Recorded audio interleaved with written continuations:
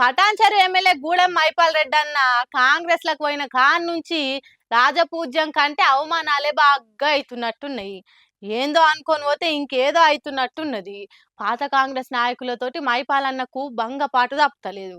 Patancheru MLA Gudem మైపాలన్నకు రోజుకింత పరాభవం తప్పుతలేదు. ఏడికి పోయిన పటాన్చెరు కాంగ్రెస్ నియోజకవర్గ ఇన్ఛార్జి కాటా శ్రీనివాస్ వర్గం నుంచి తీవ్రంగా వ్యతిరేకత వస్తుంది. మొదటి సంధి ఆయనకి ఈయనకు వాడది. అసోంటిది ముందొచ్చిన చెవుల కంటే వెనకొచ్చిన కొమ్ములు వాడి అన్నట్టు ముందు నుంచి పార్టీలున్న కాటాను కాదని మైపాలే అంత నా ఇష్టం అన్నట్టు చేస్తుండే వరకు కాటా వర్గం వాళ్లకు ఏన్నో గాలినట్టు అయిపోయింది.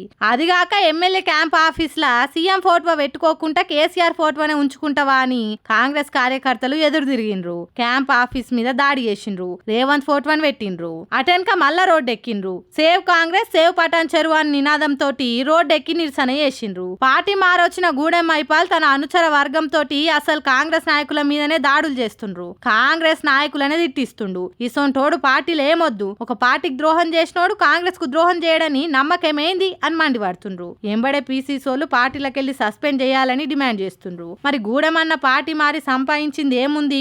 ఈ అవమానాలు, ఈ పరాభావాలు, కాంగ్రెస్ పార్టీలతోటి తిట్లు, శాపనార్థాలు గివిట్ కోసమేనా పార్టీ మారినవన్నా అని చుట్టూ ఉన్నోళ్ళు నిష్ఠూరం ఆడుతుండ్రట.